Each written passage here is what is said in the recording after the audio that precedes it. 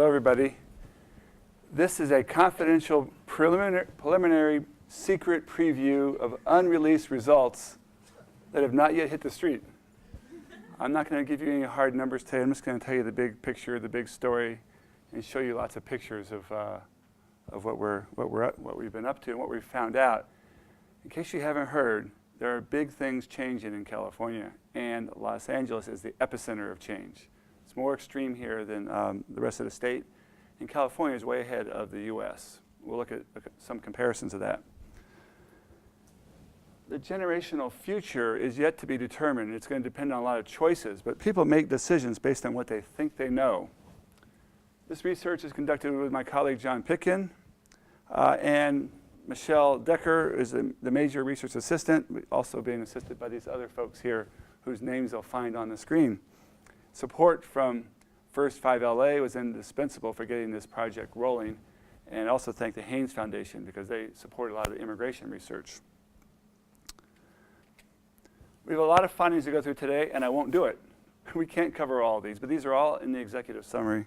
There's a lot of big trends happening simultaneously, which makes it very exciting. So don't worry about those.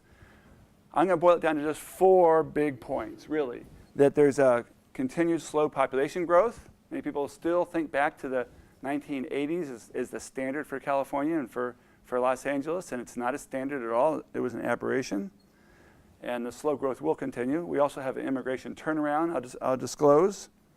There's a broad, sweeping generational transformation underway that involves many facets. And then we have the Homegrown Revolution. Those are the 4 big components of demographic change. We call this also the new demographic maturity of Los Angeles. It's, we're not a city of newcomers who are very young anymore. We're long settled. And that with that maturity process comes a lot of big changes, and we haven't quite grown into ourselves yet. Now, I'm a card-carrying demographer and a planner and a policy analyst, all those. And one thing we've found is that the demographic assumptions underlie people's beliefs about what is good, what is bad, what's normal, what is possible. And they're really not disclosed. They're in the background there. And so we're going to pull the demographic assumptions out, put them on the screen and look at them, comparing the old view, which I maintain really dates from about 1990. The old view with the new view, which really has already started, but will become more and more obvious as we go forward into the century here. The big question is whether the old trends are still accurate as a guide to the future. I published an article summer of 2012 on California futures that address this issue very clearly, explicitly about the narratives that are behind policy making and the narratives that the voters act on. It's particularly important in California because we are a state that believes in supporting the direct democracy of the voters through initiatives and referenda. They get to decide thumbs up, thumbs down on all kinds of major propositions. How they decide is based on these beliefs, these assumptions about who gains, who benefits, who's a freeloader. All those are assumptions that they have in the back of their mind when they make their decisions. So the importance of understanding the generational future is how it sheds light on what's really truly coming. So here, just in an overview, is the reversal of outlooks between the past and the future that I'm going to address today. The old outlook was that growth is booming out of control. You have to fight it off with a big stick, chase it away. And instead, we have a slow, steady increase. The old outlook also said that we had accelerated immigration, and the foreign-born were going to take over Los Angeles, take over California. Well, that's all been diminished, and even during a good economy, we have rapidly reduced immigrant inflows. The old outlook was we had really high fertility. There was too many children, and these children were too expensive for us to possibly support with decent schools. And the new outlook is that there's reduced fertility, much reduced, and there's actually a shortage of children. Children are declining now. It's no longer what it was. And the old outlook said that growth was coming from outside, and that these people really weren't desirable and they should be made to pay for everything because they didn't belong here. The new story is really the growth is coming from inside. It's really from the children of California. And that's never happened before. So we don't know how to do this. We haven't learned how to do it yet, and we have to decide very quickly. Those are the reversals. Now, let's look at each of these a little more closely. So starting with the continuing low population growth. It's an exciting time right now because the 2010 census has triggered a revision of forecasts by everybody, all the forecasters in America. The Census Bureau just came out with their new forecasts for the next 50 years in December, like 2 months ago. The Department of Finance from California just put out their new projections just within the last month. And John Pickett and I put out our projections last April, so 9 months ago. So there's a whole set of new projections, and we'll compare them a little bit just to see what results they find. In many ways, they're similar. In other ways, they're very different. So let's start by looking at the observed versus the expected population growth. This is looking from each decade from the 1950s to the 2040s. This is the census results. And you see in some decades, Los Angeles really boomed. The big one being the 1980s, when Los Angeles added about 1.5 million people in one decade. What was so extraordinary about the 1980s is it came after the 1970s, when there was an anemic amount of growth, less than 500,000. So really, the 80s were just a shocker. After the 80s, we had a big slump. Growth dropped off. And as it dropped off, what happens next? Where do we go now? What do we forecast for the next decades? Well, let me show you first what the Department of Finance thought was the forecast in 2007. So that's after the 2000 census. They're looking ahead, and here's what they foresaw. They thought, well, the 1990s were an aberration. We're going to return to be more like the 1980s, and that's the growth rates they saw for each decade. Of course, that was way high compared to the actual results in the 2000 to 2010 decade, and so they wanted to revise their projections, and they have. I'll show you those in a second, right here. So they came in with lower projections, but then they kind of reverted back up again and said, no, we're really going to grow a lot. We think we're going to get back to that. Well, the Pick and Myers outlook is a little lower. We think it's going to stay low for a while. The current decade is very low already, and we're a third of the way into it. 3 years into it already, and we're dragging the bottom still. So now maybe we're going to recover, but the recovery is slow, and based on all the other data we have about future immigrant flows, it's going to be a lot lower than people thought it was going to be before. So this is the difference in outlooks here, and you can make it different in the future. It may come out differently based on policy decisions we make, but it's not like it was in the past. It's not like the 1980s. That's clearly a bygone era. Here's the overall growth. You see the top line there is the 2007 outlook, which is trending pretty high, and then the more recent revision, and then the shorter one by John Pickett and myself. I should point out that our projections really only go to 2030 because we're carrying a lot more detail, and it's not possible to go so far ahead when you have as much detail as we have. We have to keep it shorter and within our time frame of where we can have adequate data to imagine these details. So ours are going to be focused really on 2030. And as I'll show you, most of the big changes that will occur happen over the next 20 years. This is the big period right now. It's been very quiet compared to what happens in the next 20 years. But as an example here of the consequence of these new projections, the old outlook said that Los Angeles County would reach 12 million people by about 2030. The new outlook, it's after 2060. 30 years delayed getting to the 12 million mark. That's just one indication. All the indicators are greatly delayed now over what we thought they were going to be before. I think that's good news. By being delayed, it means we have more time to think about it, more time to actually plan and prepare ahead of time, and less to be worried about. Things are not changing as radically as they were before. They're continuing to change in the same direction, but much more gradually, and that makes it more manageable. Let's take a look at immigration, which has been one of the hot spots politically in Los Angeles and California and the US now. And I want to compare all three of those places on this next chart because what we want to look at is the rate at which people are arriving here as new immigrants. How many newcomers come each year? And I'm going to express this as a percentage of 1970. So relative to the flow that came in 1970, how much greater was the flow each year? So first I'll show you the US. And you see the US grew, and then it really accelerated in the 1990s, reached a peak, and has declined. It's declined steadily through 2010.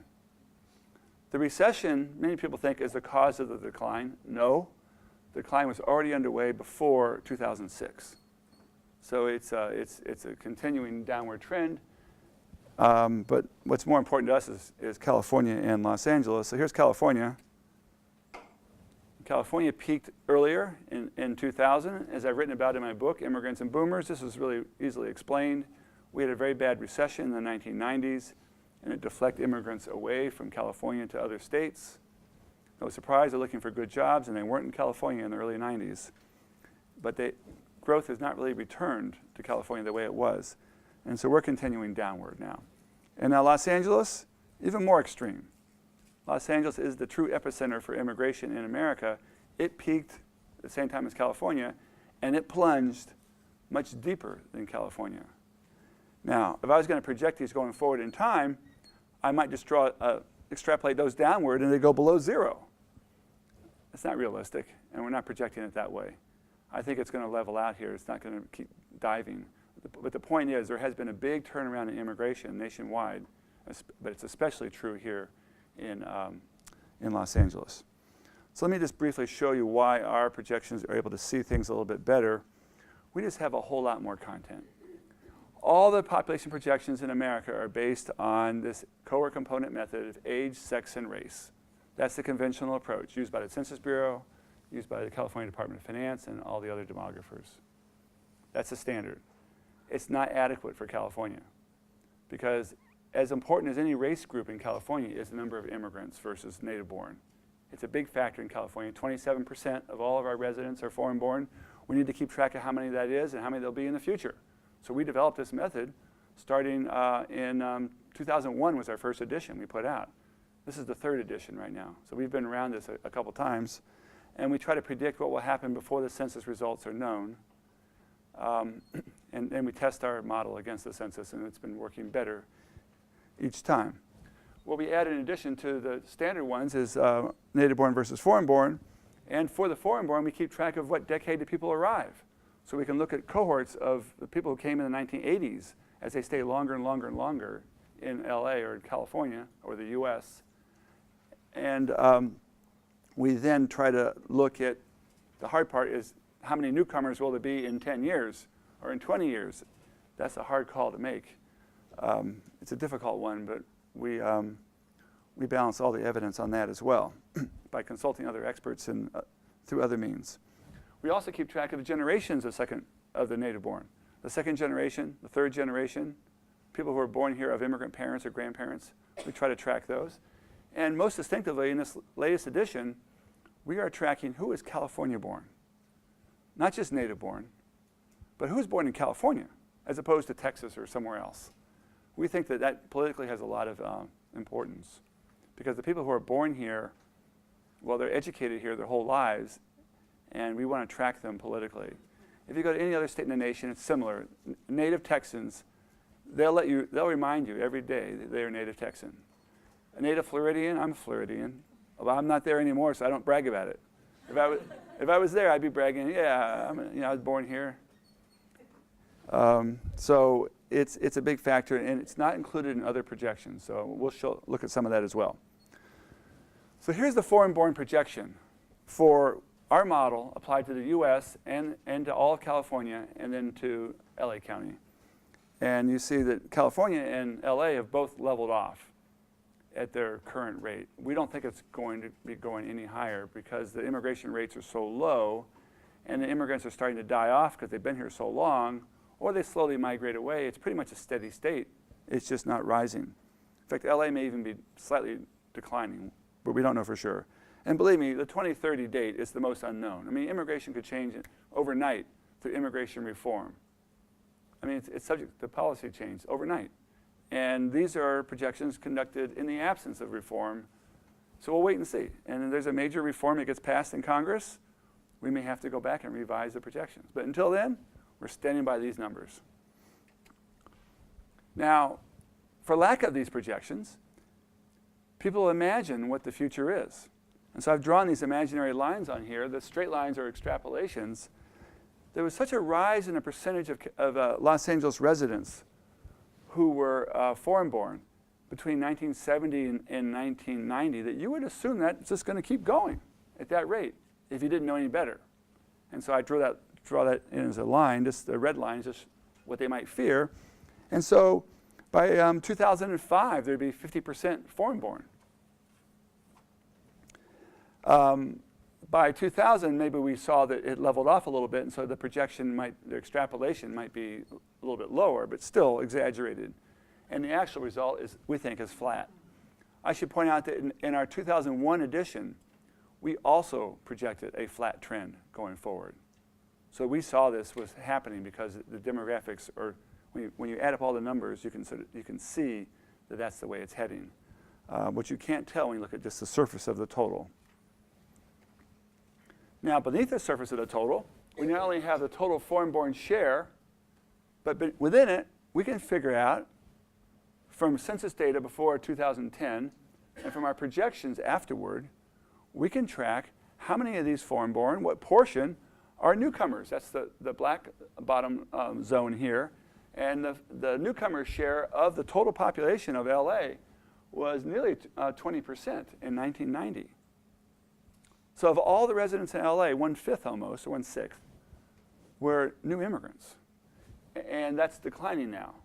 It has been declining since 1990, and we think it's going to go level here.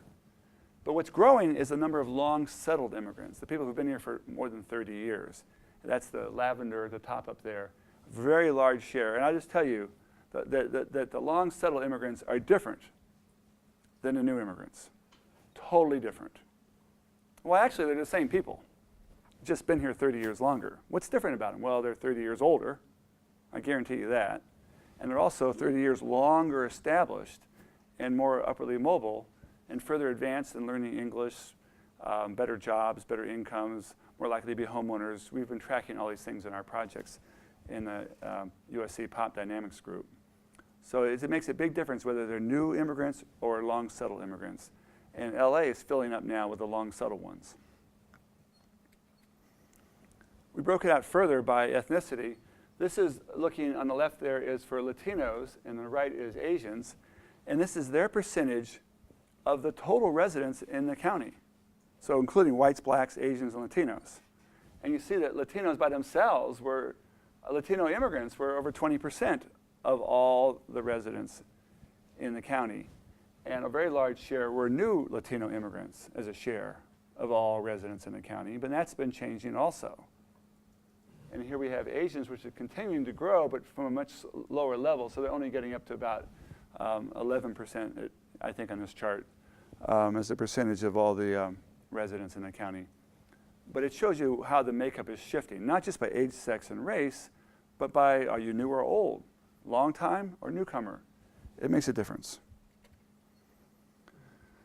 Let me show you what happens to their age. Now we're going to look forward in time here to 2030. And based on the age profile of new immigrants, this is what we think they'll look like, the newcomers, in the decade prior to 2030. These are people who've been here for less than 10 years in 2030. And it's peaked on people in their 20s. As you all probably all recognize, the migrants are much more likely to be in their 20s when they're new. And then as they stay longer, they get older. So here's the next curve. Is for people who've been here 10 years longer. And we think there's going to be fewer of those because that's coming out of the current decade we're in right now, which has got reduced immigration. But previously, going back to the last decade, the people who've now been here for 20 to 29 years, this is the age profile, and they've shifted older because they've been here longer. And you see for each of the waves of immigrants, they're older. It's not rocket science. The beauty of demography is we are so accurate in our forecasts. Don't ask us to predict certain things, but one thing we know for sure, that in 10 years' time, everybody in the room here is going to be 10 years older. You can count on that, and from that you can build a lot of other facts. I don't know your incomes for sure, but if you're 10 years older, there's a good chance you're going to have a lot higher income than you have right now. So a lot of things you can tell. And you're also going to have more kids than you have right now, but we won't go into that. All right, so demographers have certain advantages they can play with, and they have, these are all politically potent variables. Age, sex, race, immigration, these are potent variables, and it's good to know what's really happening and not let people imagine it, or to let advocates, scare people with stories about what's happening. We need to have some facts. So here's what comes out of immigration. We think it's been really a revolution in our outlook on immigration. Not accelerated anymore. It's now diminished. Immigrants are not mostly new arrivals. They're mostly long settled now. And the immigrant share is no longer soaring the way people thought it might be or feared it might be. It's now steady state. And anything that's a steady state is totally manageable, not a problem. What are you afraid about? Now, the reason I know this is an important variable is because the people who are anti-immigrant, who are restrictionist, will tell the public that immigration is soaring at record levels, out of control. That's the most important argument they have for gathering political support for their side.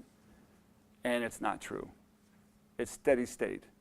There's nothing to be afraid about, but they won't let that be known because it would undermine their political side. Let's turn to the more important issue than immigration, which is the generation transformation sweeping the city, sweeping the state and the nation as well, but especially LA. It's the epicenter. Here's the number of births. The actual babies born in LA on the left, in California on the right, each year from 1970 and projected through 2019. As you can tell, babies are really dropping in LA since 1990. The number born last year is 35% lower than the number at the peak in 1990. Previously, we had this upswing in the number of babies, and people thought that we were being overrun with these kids, and that was maybe true, and they extrapolated it in their minds, and actually it made a sharp reversal, and it's plunged. And we haven't yet figured out that, wait a minute, it's not growing anymore. It took a long time to realize this. There's oftentimes in these demographic trends, there's a 20-year lag in perception. People run on habit of the old ideas. They don't imagine how it's different. They're still thinking it's the old way. Well, this is pretty stunning. Now, California, you see the drop-off is not as severe as in LA. But LA is where we're working today. Here's a number of children in LA County in millions, 3 different age groups. The drop-off started first among the babies, and then over time, those babies would have been aged 10, and so the decline is rising up the age scale over time. This is the share of LA population that's made up of children. That's been dropping steadily since 2000 and will continue to drop.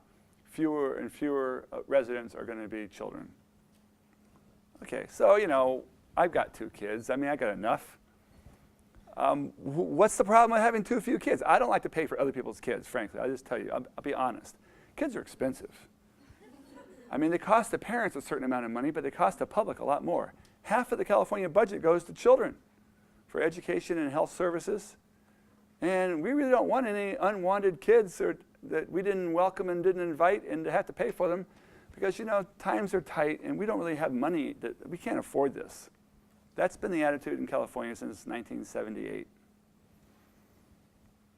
Well, some demographic trends have changed since then. Not only have the children changed and being fewer of them, but there's been some other changes in other age groups.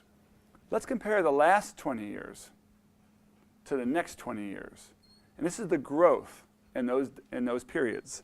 The growth in the 1990 to 2010 period was hugely negative among people 25 to 34. Lost young adults. Booming in the middle-aged folks. That's the baby boomers.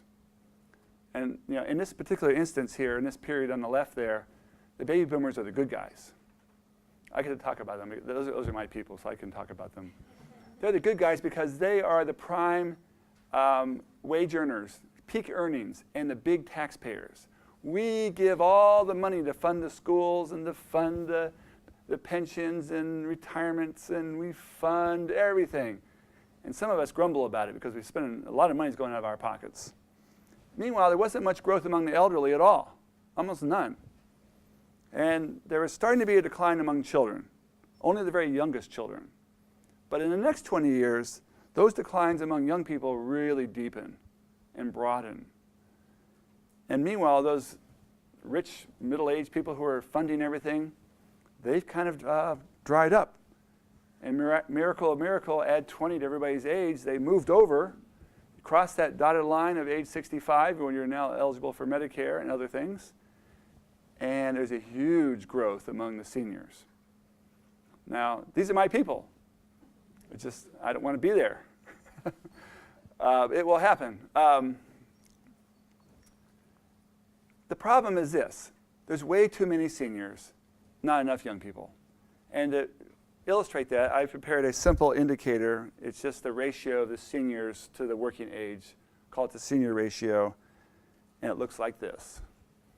This is the ratio in the US with the new Census Bureau projections, in California with the new Department of Finance projections, and in LA with the new Department of Finance projections.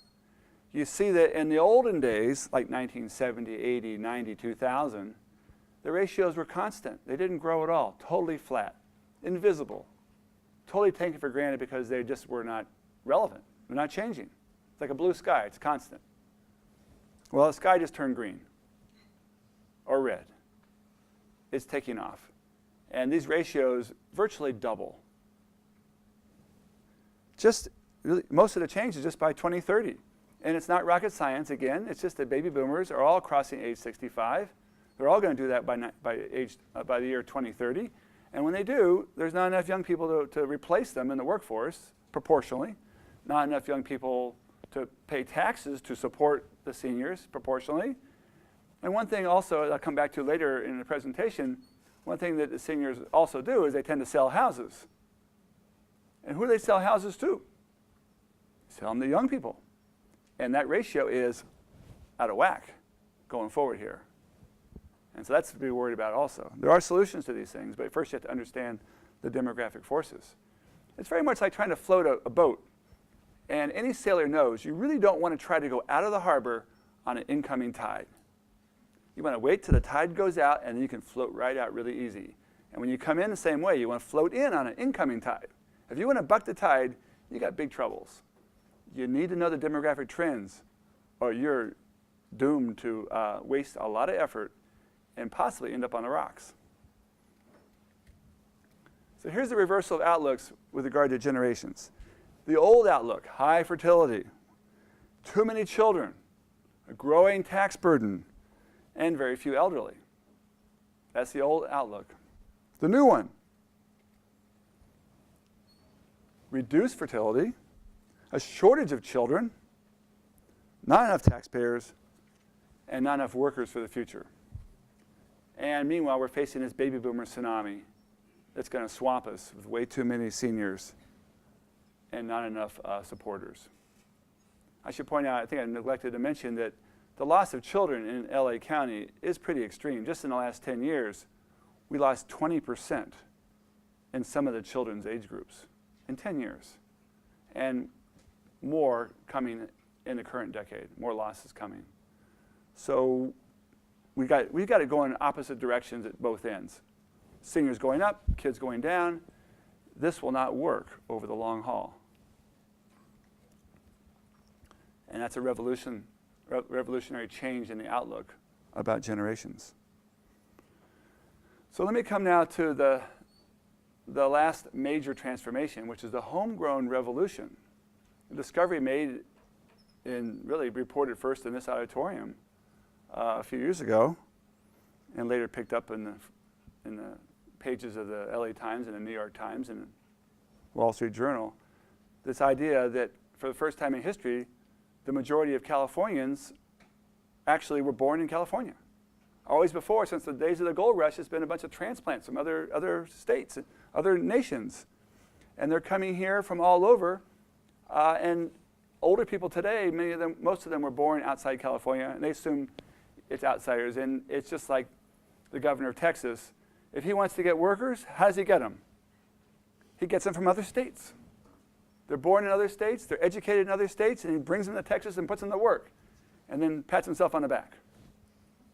Well, it's different now in California. Let me show you the trends I've got it for all of Southern California here. I know I have my friends from Southern California Association of Governments here. They want to know these trends for all the counties in Southern California. And the gray line in the middle is for California as a whole. They're all going up since 1990. This is the percentage of the total population in each of these counties that was born in state. Now, where's LA? LA is the second to the bottom line. It has traditionally a low percentage that are native Californian. It brings in lots of newcomers from New York and from Texas. They all go to Hollywood, and then they grow up and move out to the San Fernando Valley, and they have kids, or they move to Santa Monica. But lots of people come into LA County. Or they come from Mexico, they come from Taiwan, they come from India. LA County is this giant magnet that brings people in from outside. That's how it always was.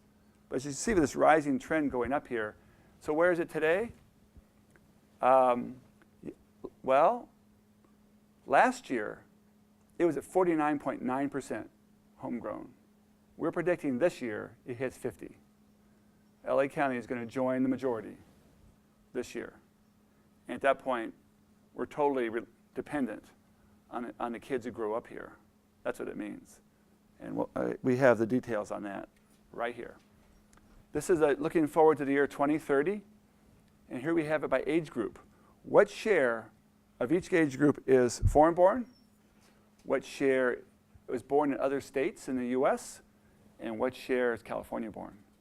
You see, among the old folks, there's a lot of people who came from other states. Let's say this is 2030s. This is like 17 years away. Gosh, I'm going to be up there in that white zone, that fat white zone. I'm born in Florida. But it's not as true among younger people. It's more true of the older generation. And the foreign-born peaked among people who will be 55, 64. Currently, they're 35 to 44. That's the peak age group for foreign-born share. But below that, because the foreign-born growth has been dropping off, you have fewer and fewer foreign-born among each age group younger than 44. And the California-born dominates the children. It dominates every age group below 45 in the year 2030, looking ahead. So why we look ahead to 2030? Well, because looking ahead, we see, okay, these are the new workers. I mean, 40-year-olds are your best workers. They're young enough to be really up to speed and to be really energetic, and they're old enough to have got some experience. These are your prime workers. And over half of them were raised in California. And you get what you pay for. They're totally dependent on California schools. And below that age group, it's even more lopsided. So it probably differs a little bit by each of the ethnic groups. But since we have these projections, we got age, sex, race, place of birth. We can look at it any way we want. So let's see if we can look at it by, I asked my assistants to get it lined up here to look at it by ethnic group, and we'll see what they have. Ugh, came up empty. I'm sorry. Well, we'll get it for you next week. Oh, wait, here it is. It just showed up. So what do we got for one, though? The others, well, we'll get the others next week. This is for white non-Hispanics, and you see that California-born, the same pattern applies, but there's a lot more other U.S.-born among the whites. A lot more, and relatively fewer foreign-born. Oh, here's African Americans. Way more California-born than the whites are. A majority of everybody under age 65 is born in California. And the other U.S.-born, you see among the very oldest people, those are all people who came from the South in the Great Migration that ended around 1980. So that's why it's so big in the oldest age group. Very few foreign-born in LA County who are African American. In New York, it's a lot more than here. And here are Latinos. Very few born in other states. My research in Texas has shown that the Texas Mexican Americans do not come to California. And the California Mexican Americans do not go to Texas. It's interesting. They're really separate. You can sort of see it right there. There's very few people who are coming from other states. They're born in California. Their parents may be foreign-born. That's the older age groups. And the younger people, born in California. And then here is for Asians and Pacific Islanders. Much more heavily foreign-born, especially for people over age 45. But California-born also very large there among the young people. And they also have relatively few who come from other states. I mean, once you've, there's some people who move at young ages because if you're trapped in Utah or somewhere, or Arizona, you probably want to come to LA. So there is some movement that way, but not that much really. So it does differ. The point being, the California-born cuts across all ethnic groups. So to try to calculate what this all means, we're reliant on the homegrown. You get what you pay for, but just how reliant are we exactly? So we developed this index of children's importance. It came out of work for First 5 LA. And we've given it a little fancier name now, ICI, the Index in Children's Importance. And the way this is calculated is by based at the time of birth, we can figure out what year you'll be age 25. And at that future year, what will be the ratio between seniors and working age? And as that ratio climbs, then your importance climbs when you're born. So I tell all my friends today who are having babies, and I have friends who are doing that, and students who are having babies, what a good thing they're doing because we need them so badly. And so the index looks like this. Pretty much flat, about 1.0, all the way through kids born in 1985. After the birth year of 1985, the importance starts to grow. And in today's terms, it's up over 2.0, double the importance. Each kid born today, doubly important because of their role in society having to support all these older folks. Doubly important. That implies also that the only way that'll work is if they're doubly productive. Every kid has to carry twice the per capita load. So if they're doubly productive, we have to first intensify their training. Everybody has to be brought to their full capacities. And certainly, nobody is allowed to drop out. Nobody, ever again. We can't afford it. Before we thought we had too many kids and we couldn't afford them. Now we have too few kids, and we can't afford to lose a single one. So the reversal of outlooks. First, it was growth was coming from outside. And there was too many. Growth was in excess. It was too costly. It was unwanted. And there was underinvestment in a skill development and the preparation of the younger generation. We just couldn't afford all these kids. The new outlook, growth is coming from native Californians. It's homegrown. There's too little growth. And children need to be more highly nurtured for stronger per capita productivity and for the future prosperity of the state. When you change computers, sometimes it just wraps around. So the state's future does depend on its own children now twice as much as it did before.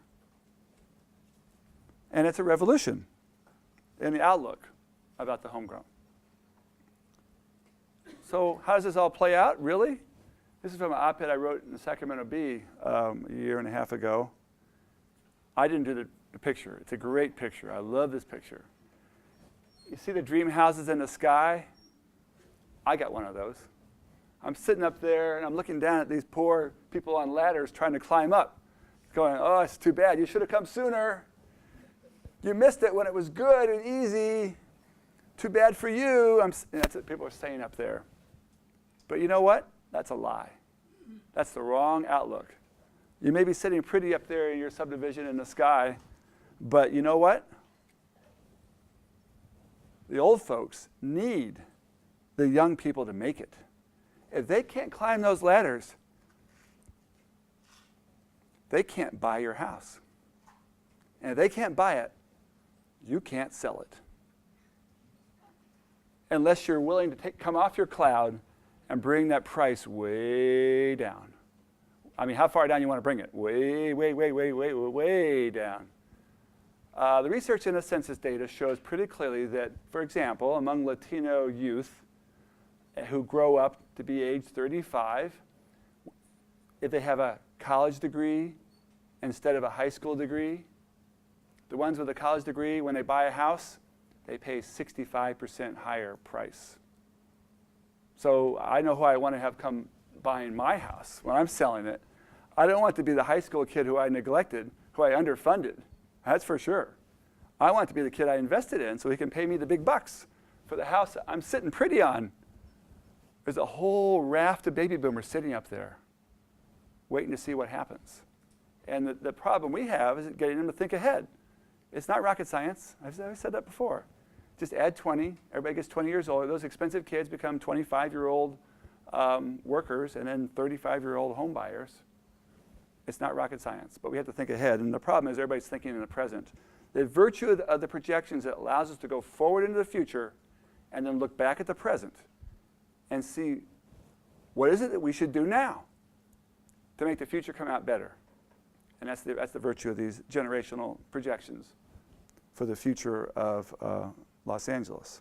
So conclusions. I ask you, what's the most surprising finding about this new generational future? Is it the leveling off of the foreign-born? Is it the new majority of the homegrown? Could it be the explosion of seniors? Believe me, that surprises me. I still don't believe that part. And I'm not ready to accept it. Or is it the scarcity of children? The fact that they're declining and they have this doubled importance. Really, what is the most surprising finding? Or is it maybe just the realization that's most surprising, that the residents might really be connected after all? The simple diagram sort of lays this out, what the connections are. It's not anything mysterious. It's true in every society in the world. Kids grow up. They become the new workers. And then the young workers become more mature adults who are at their peak power of earning and political governance, leadership. And then they themselves get older and become seniors. And there's this exchange between the different age groups. Over time, everybody changes roles. We rotate positions. So we're connected over time. And this is sort of forgotten in current politics. All politics are a snapshot at one moment in time. Me versus you, interest groups that are separate. They're not separate. They're linked over time. And that's just a simple reminder. So I thank you very much.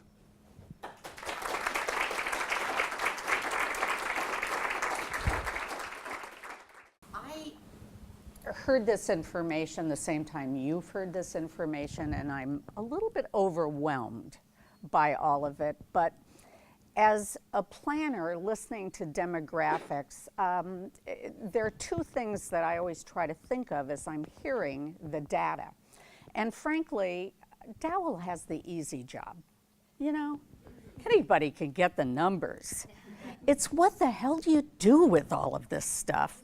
And it's the folks in this room and a lot of other folks who are going to have to figure out, what does it mean?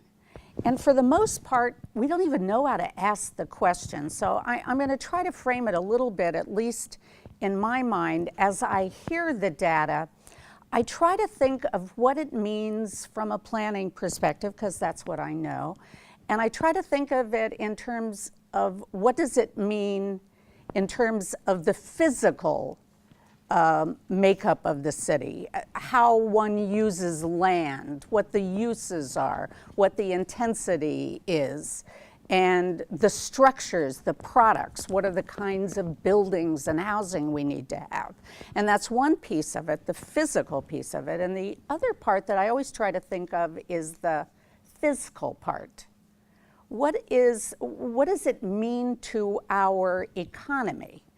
Because as planners, I think it is our job to really try to put together the pieces and bring together people with information, because our job is really to try as best we can to create a quality of life. And it's not just about the physical, it's also about the fiscal. And so as I was listening to the first part, and I took a bunch of notes, and unfortunately I wrote them really small and I can't read them.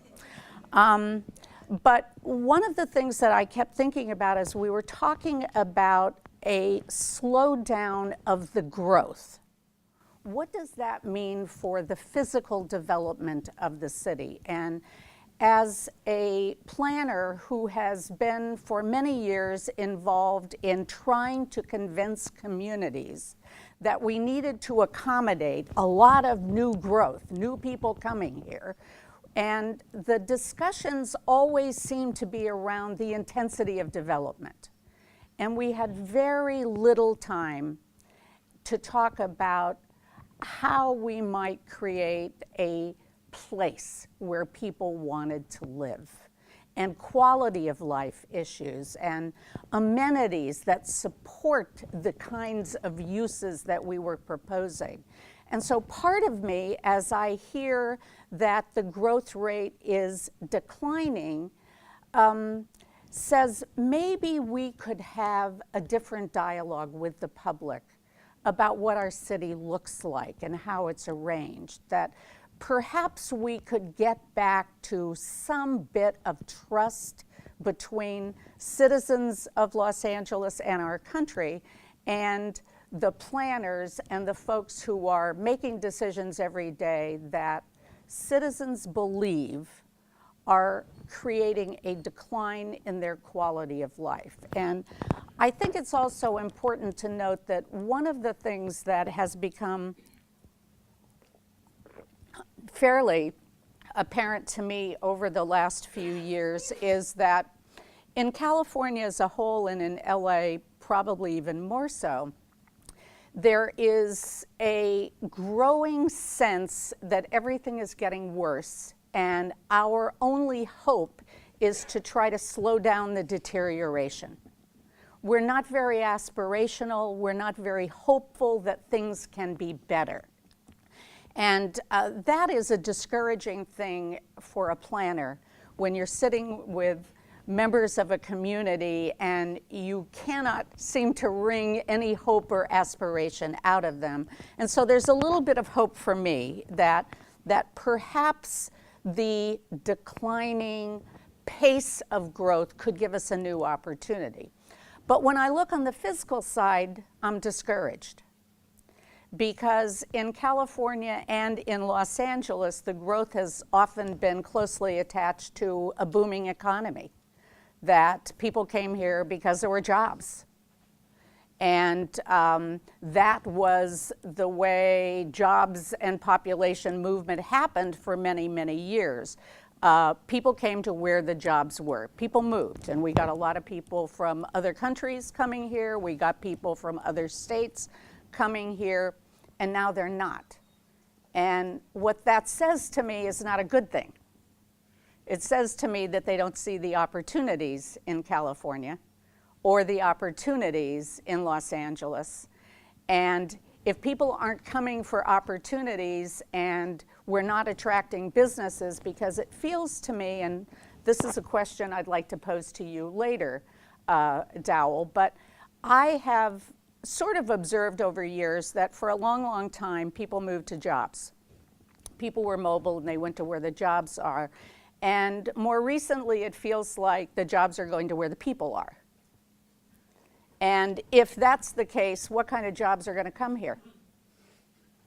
If we don't have a large pool of workers and if they're not highly educated. So I don't think that bodes well for the growth of our economy. So those are some of the thoughts I had around the dwindling or the lessening of the population growth. On the one hand, it offers some opportunities, I think, for planners. And on the other hand, it's a bit discouraging around the issue of our economic prosperity. Looking at the immigrant sort of turnaround, I think one of the things that I think about when I think about the immigrant population in Los Angeles is what it brings to our city in terms of the beautiful diversity and tapestry of communities that we have here the enclaves that we have from countries all over the world that build communities that we all love. It's one of the huge attractions, I think, for many of us. It's one of the things that attracts creative people to Los Angeles. It's this fabulous tapestry of communities. And without those new immigrants moving to Los Angeles, I wonder to what extent we'll be able to maintain that tapestry. As the immigrants stay here longer and longer, and as they assimilate more, will we be able to continue having that fabulous sort of diversity of community culture that we have now, that I think is a very attractive thing, and that brings certain economic advantages, I think, to Los Angeles. And I think about, what does it mean to be a native Californian? And while I think that we want to think that being a native anything brings a certain amount of pride, that we take pride in where we're from, I worry to a certain extent how much pride the children of Los Angeles are going to have. If our economy is not booming, if our educational system remains as it is now without some huge improvements, and I would throw out even the fact that we have a vast array of higher education institutions in Los Angeles County, and I wonder to what extent those universities and colleges are really prioritizing or taking care of Angelenos or Californians. It feels that the economics of university life has created a prioritization in the other direction, where we are trying to attract out-of-state students because they pay more. So I worry about how we are going to educate those children that are going to have a humongous burden to take care of me and Dowell. And we're going to need a lot of taking care of because we're used to a reasonably nice life. But I'm worried about it. I'm worried these kids are not going to be as loyal to California. And if the children that we have are often second generation, third generation immigrant children who have not achieved the same higher education standards as the white population, and if we're not doing anything to really prioritize those kids, then I am concerned that they can't afford a house, they're going to be renting, they're going to be pretty mobile. They're going to have the ability to go to where the jobs are. So that's one of the questions that sort of comes to mind for me. Thinking about what it means to have fewer children and more older Angelenos brings all kinds of questions as to the physical development of our city. When the elderly, and they are going to be more than just retirees, they're going to be 80, they're going to be 90, and some of them are going to be 100. And if they can't sell those houses in the suburbs, they are going to be aging in place in neighborhoods where they cannot access services or health care because they can't drive anymore. And I think planners are going to have to face the fact that we're going to have to repurpose and redefine suburban neighborhoods and redesign them. I think we're going to have to repurpose some of the single-family homes and think about other ways that people live in households, whether it is multi-generational households or it is cohabitation or other cooperative living arrangements. I think we're going to have to think about how the suburbs can offer additional things and purposes other than the single-family neighborhoods that we have right now. I think that the fact that we are probably going to be moving to a higher percentage of our population as renters that I think that, Dowell, you've talked about in other of your studies is going to have a huge impact also in how we plan our cities. But again, keeping in mind, one of the things I think about is that renters are much more mobile. And renters have the ability to move where jobs are. And so I think that we have to be thoughtful about those kinds of issues. So the big things for me are how the heck we're going to educate those kids and how we're going to prioritize higher education. We have all kinds of opportunities and facilities in this county, but we're going to have to plan for how we are going to prioritize local kids in college.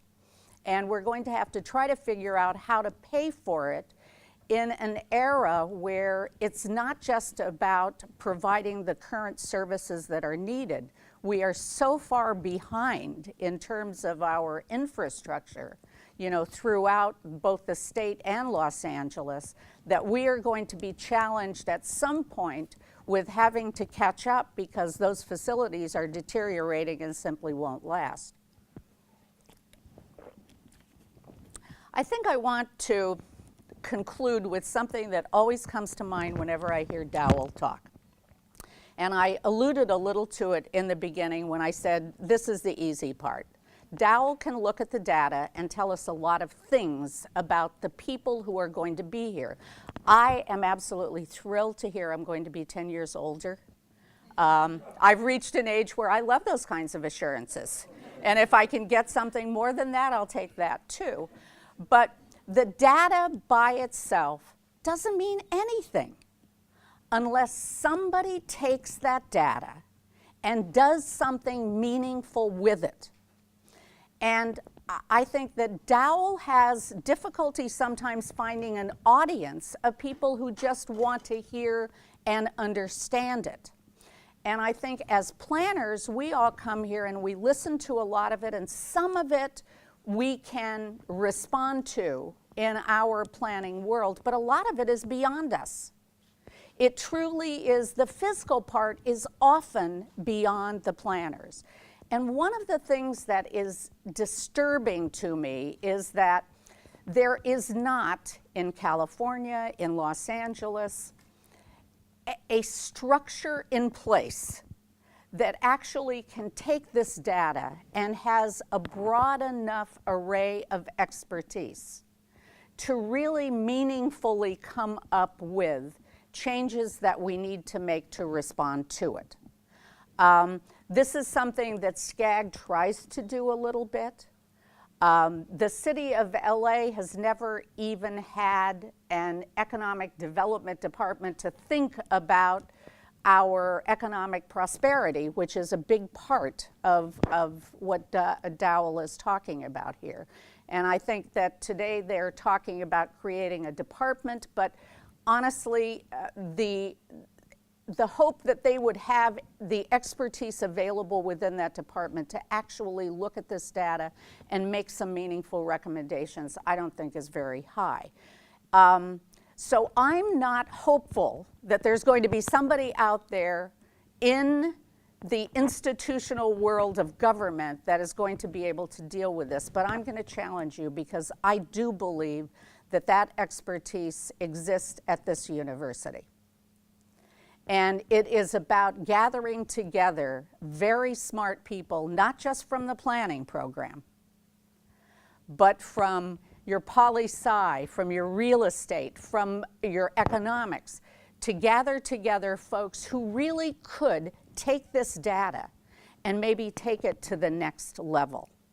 And I think it's that next level, Dowell, that we need to do. We need to be able to tell people not just here's the data, but here is what we are going to need to do to respond to it, to make it meaningful to our region.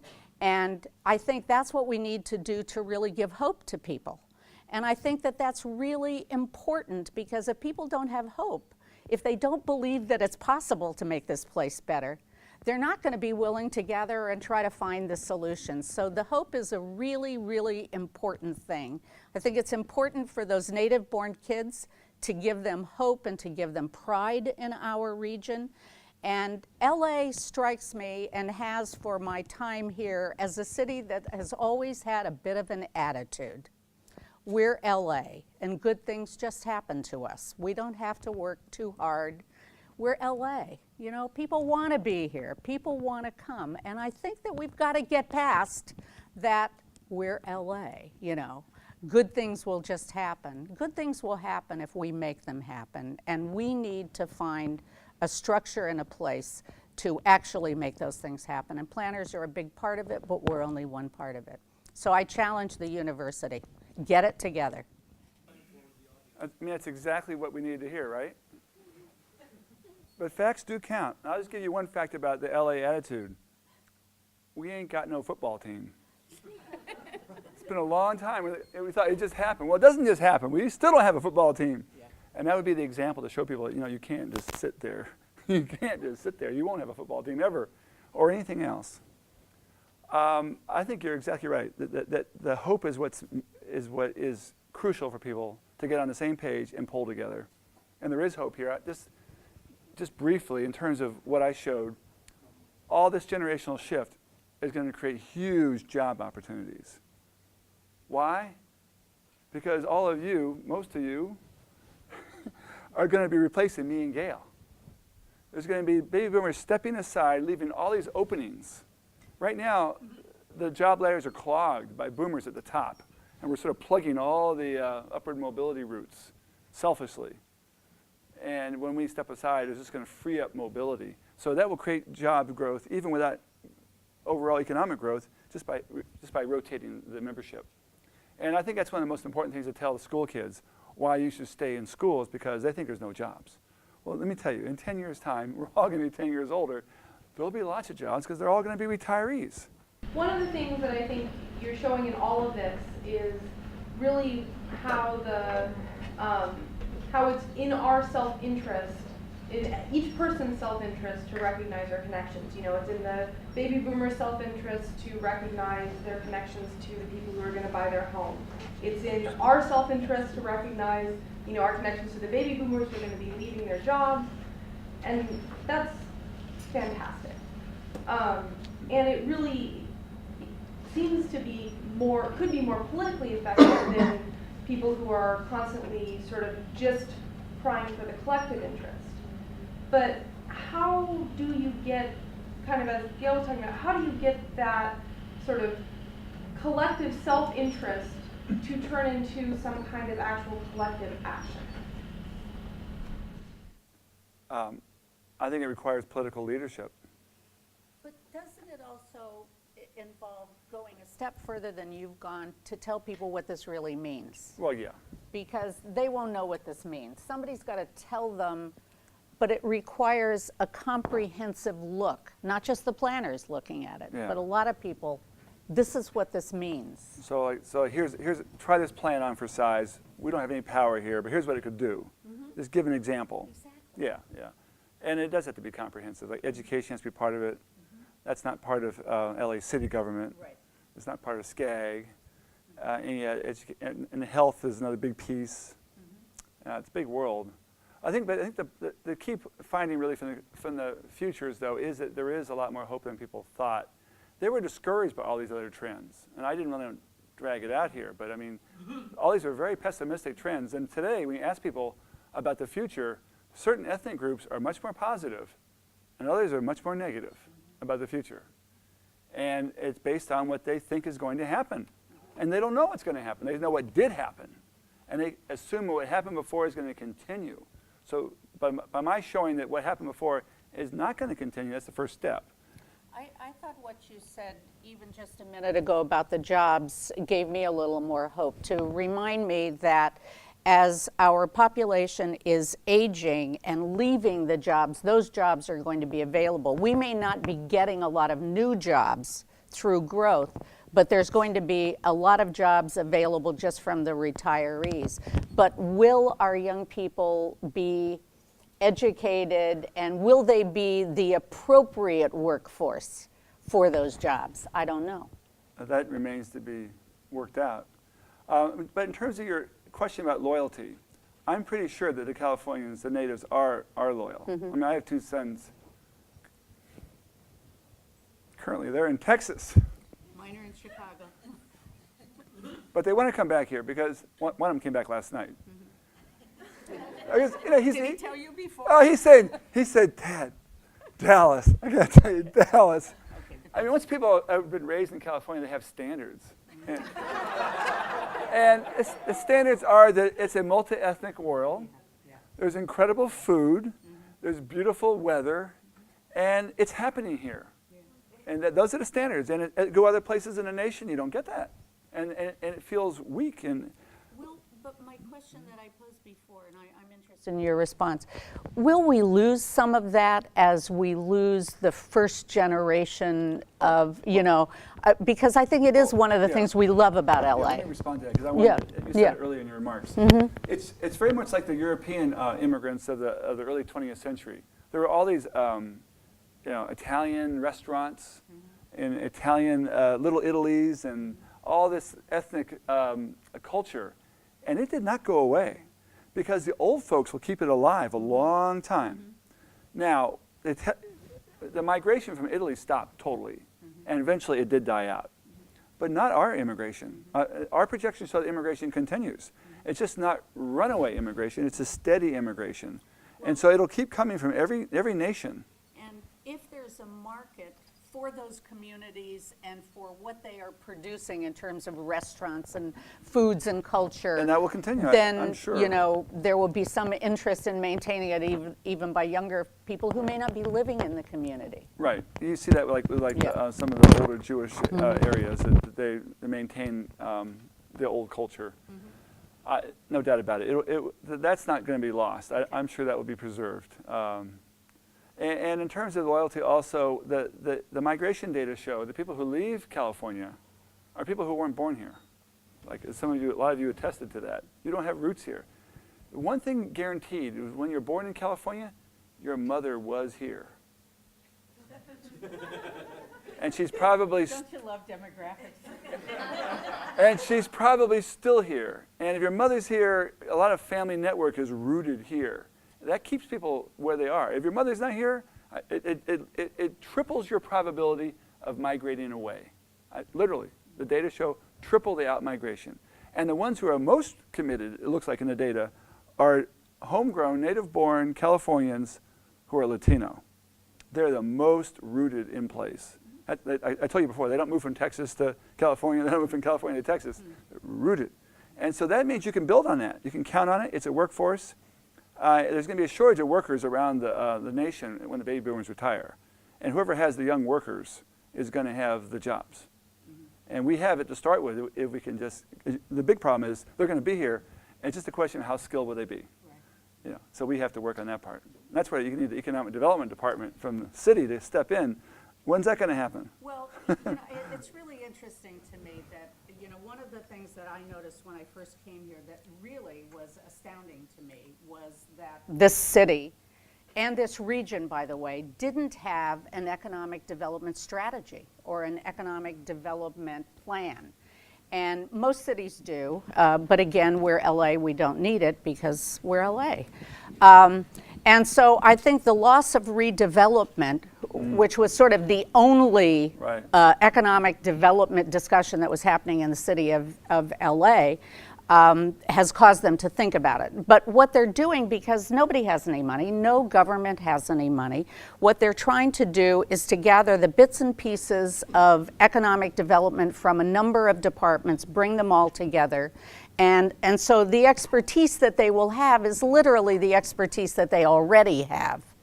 Right. And so I think if you're really going to come up with a strategy for economic development, it requires a lot of expertise. It requires a lot of knowledge about clusters and what you have competitive advantage for. And I don't know that we've just thought about that. But the county is now doing it a little bit. They're doing a new general plan element that addresses economic development in the county. And so I think there's a little bit of hope that we're at least talking about it now. I think the key to the city's strategy is not the department, but they're also recommending that a nonprofit be formed from the business community that would contract with the city to handle all of our assets. Yeah. Now that's a big deal, but given the structure we have with 15 council folks who are very protective of any asset that they have, and the fact that we have no one in our structure save the mayor who has the responsibility to look out for the whole city. You know, the council folks, their responsibility is their district, and that's what they pay attention to. The mayor's responsibility is the whole city, but we have a system where the strength and the policy making is at the city council, not with the mayor. So it's hard here. I was just curious what you mentioned about immigration reform and how that would change the numbers, and I was just wondering if you could just talk a little bit more about that. I really don't know what effect it will have because I don't know how it'll occur. The most likely change would be they're going to let graduate students who are from other countries stay here after graduating. And so that will be of benefit to USC students. It'll also increase the number of Asian immigrants who are allowed to stay here. That's the most likely change that's going to happen. In general, LA's attractions have diminished because Mexico has become less of a source of immigrants in general. It's really drying up because they don't have the extra people anymore they used to have. So immigration reform is not going to change that, I don't think. So we don't know. We have to wait and see what it looks like, and then we can figure out maybe what the differences are. Don't you think, though, that the last election is going to force a great number of people in the United States to start thinking a little more sympathetically? Yes. Republicans? Well, a little more sympathetic? But at this point, it's kind of too late. It would have made a big difference earlier. And Yeah. now there's just, no one's beating down the door to come across the border. Got it. Yeah. So we'll see. Everything's changing. I mean, one thing you can be sure of, in 10 years it'll be totally different than what I just said today. And you'll be 10 years older. All right, thank you everybody.